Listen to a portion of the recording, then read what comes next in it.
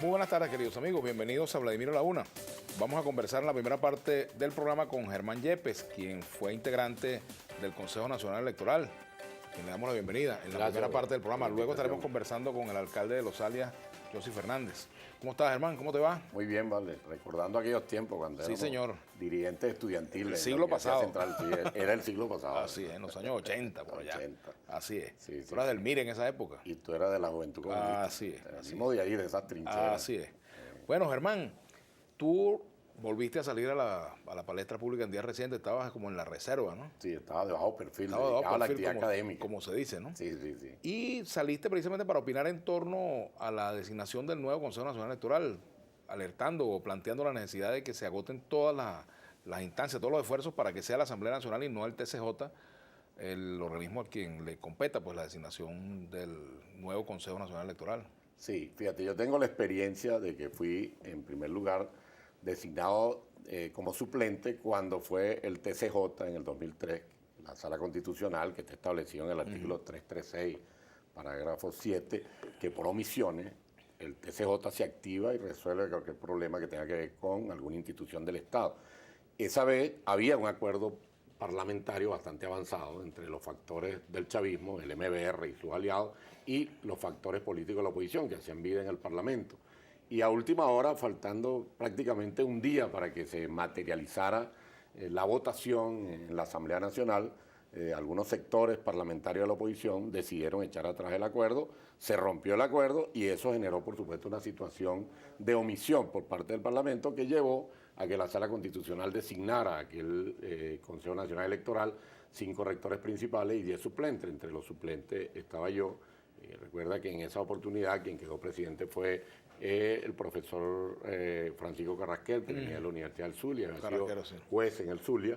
Y luego tengo la oportunidad y la experiencia de, en el año 2006, cuando ya la Asamblea Nacional decide retomar lo que no se había logrado acordar a través del procedimiento ordinario, que es que sea la Asamblea la que haga todo el procedimiento de creación del Comité de Postulaciones, tuve la oportunidad y la experiencia de ser designado, fui postulado nuevamente por el Poder Ciudadano y fui designado por la Asamblea Nacional. ¿Qué ha pasado? ¿Cuál es mi opinión hoy en esta entrevista que me hacía una periodista del diario Panorama, el Zulia? Mi opinión es que lo ideal es agotar la vía ordinaria que esté establecida en los procedimientos constitucionales, sin que la otra también es constitucional, pero la vía natural, ordinaria es un acuerdo político parlamentario. Un acuerdo. Entiendo que hoy ya hay un preacuerdo, extraoficialmente me dijeron, claro, que hay un preacuerdo para designar hoy el Comité de Postulaciones en la Asamblea Nacional. Sí, vamos a ver si claro, porque sabemos que ya estaban nombrados los 11 parlamentarios y faltaban los 10 representantes de la sociedad y allí no había acuerdo. También hay que entender que en los factores de la oposición hay visiones distintas, también hay aspiraciones distintas en relación a cómo conformar este organismo. Mi alerta era que se agotaran todas las vías del acercamiento y de la conversación parlamentaria para que eso vaya y se mantenga en la Asamblea Nacional, de manera que se haga el comité de postulaciones de 21 miembros, se establezcan las reglas que establece el comité, se convoque a la postulación. Recuerda que la persona no se postula por iniciativa propia, sino que tiene que ser postulado por organismos de la sociedad. En este caso, los 3 principales y sus 6 suplentes, 2 por cada uno. De manera que luego se llegue al procedimiento final. El procedimiento final es que ese comité entrevista a todos los postulados, los evalúa y hace una reducción, es decir, digamos, filtra en esa evaluación y lleva una lista más reducida a la Asamblea Nacional, que será quien finalmente en la plenaria tiene la responsabilidad y la prerrogativa de escoger a los 3 principales y cada uno de ellos con 2 suplentes. Fíjate que allí la oposición estaba planteando, algunos sectores de la oposición planteaban que fuesen 5 y 5 los integrantes los representantes por la sociedad, o sea, que tuviera un acuerdo, aunque son independientes, pero claro, 5 propuestos por la oposición, 5 propuestos por el gobierno. Claro, fíjate lo que yo digo, es mi opinión. Pero creo que ya hay un preacuerdo por lo que me dijeron anoche. Claro, allí veremos ahora en la Asamblea. Mi opinión absolutamente personal como ciudadano y como rector del Consejo Nacional Electoral es que hay unas expresiones numéricas de todo parlamento. O sea, si tú tienes 98, 99 parlamentarios y el otro tiene 65, es una realidad que está allí. Pues, o sea, es una realidad que cuando te sientas a negociar para conformar cualquier comisión, cualquier equipo de trabajo derivado de la asamblea, se expresan esos números. Y por supuesto, siempre va a haber la necesidad de negociar, de acordar. Me imagino que igual que cuando tú vas a una discusión sindical o cuando éramos dirigentes estudiantiles y uno se reunía con las autoridades universitarias, uno pide 100, ellos te ofrecen 5, al final llegas a 40, 50. Son métodos de la dinámica, métodos y dinámica de cualquier negociación política normal, que no tiene nada que ver con negociaciones turbias, sino una negociación parlamentaria que es normal en cualquier escenario político, parlamentario, democrático que existe en Venezuela y en el mundo. Ahora, Germán, tú que fuiste integrante del Consejo Nacional Electoral, hay un sector de la población que no le tiene confianza al CNE, que no le ha tenido a ningún CNE. Hay un sector que le tiene más de confianza que otros, ¿no? Sí. Y hay un sector que efectivamente confía en el Consejo Nacional Electoral. Eso ha provocado que en algunos momentos la oposición no haya participado o que en otros momentos también la abstención haya sido alta y quizás ha perjudicado a la oposición también. ¿Por qué crees tú que existe esta situación de desconfianza de algunos sectores hacia el CNE? ¿Ha dado motivo el CNE para ello? Fíjate, es importante señalar y resaltar lo siguiente. Entre el año 2003-2006, la magnitud, la intensidad de desconfianza derivada de una campaña, incluso se crearon mitos que se daban en la opinión pública a través de artículos de debate, según la cual la captahuella permitía, la máquina de captar huellas, permitía saber por quién va a votar.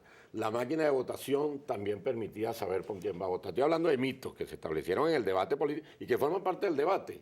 Gente que se opone, y había gente que se oponía de buena fe, pero otros se oponían de mala fe porque saben que si tú estableces mecanismos técnicos, tecnológicos, organizacionales, que generen mayor transparencia, es decir, que si hay no hay forma en el mundo hasta ahora de repetir las huellas dactilares, no hay forma de falsificarlas.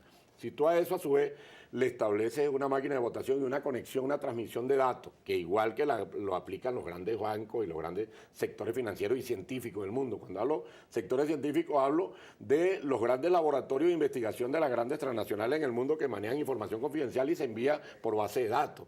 Es decir, esos mismos mecanismos de alta seguridad se aplican en el Consejo. ¿A dónde quiero llegar? Ya a partir del 2006 hasta ahora, y cuando tú decías que hay algunos factores que decidieron no participar porque desconfiaban del CNE, mi opinión muy personal es que en el 2005, cuando un sector de la oposición obliga al resto de la oposición a que no participe en las parlamentarias, ese sector que presionó a los otros era porque tenía proyectado una muy baja votación desde el punto de vista parlamentario para ellos. Es decir, de ahí en adelante la oposición, y algo que tú decías, no, todo lo contrario, la participación, porque una cosa es el debate político, que alguien opina, o varias personas, desde las posiciones políticas que cada quien tiene. En Venezuela yo digo que nadie es neutro, eso es mentira. O sea, la única forma que uno no tenga opinión ni idea política es que sea, y lo decía en esa entrevista, que sea desahuciado desde el punto de vista psiquiátrico y neurológico. Es decir, que no tiene capacidad desde el punto de vista médico para tener ideas. Todos tenemos ideas, lo que pasa es que unos militan, otros no militan en partido, otros son más activos, otros son medio activos, otros un poco más pasivos, pero todo el mundo tiene ideas. ¿A dónde voy? Todo lo contrario, el sistema electoral venezolano, si existiera esa desconfianza, una cosa es el debate político y cuestiona cualquier institución, en este caso al CNE, y otra es la confianza en el CNE. Si uno evalúa históricamente en los últimos 10 años la participación, en los últimos 6 incluso, la participación en los procesos electorales venezolanos, procesos electorales presidenciales, regionales y locales, el incremento de la participación es extraordinario. Es decir, no hay una regresión. Si hubiese esa desconfianza, más allá de la opinión política, más allá del debate político, se expresara en que aumentaría el número el porcentaje de venezolanas y venezolanos que dejarían de votar.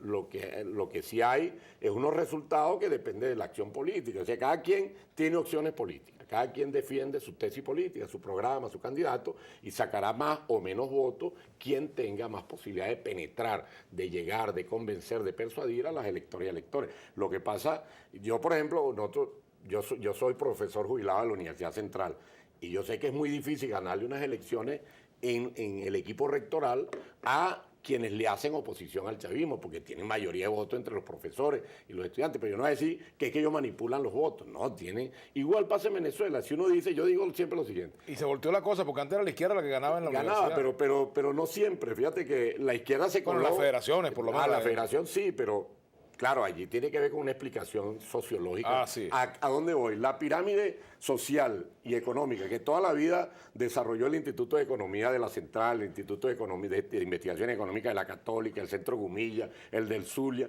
el CENDE, establece y todavía que la pirámide socioeconómica, la mayor base, la mayor parte de la población entre los sectores CDI es debajo. Si tú tienes un gobierno que hace políticas públicas, que incluyen abiertamente a esa mayor parte de la población, por supuesto, algún resultado electoral tiene que expresar esa cobertura de políticas públicas que te estás haciendo allí. Tenemos que hacer una pausa. Antes de irnos a la pausa, estaba viendo un mensaje en Venezolana de Televisión donde se anunciaba el fallecimiento de Servando García Ponce, el director del diario Vea. Así que bueno, lamentamos ese hecho y por supuesto nuestras condolencias pues, a la familia García Ponce y a todo el equipo del diario Vea. Vamos a la pausa.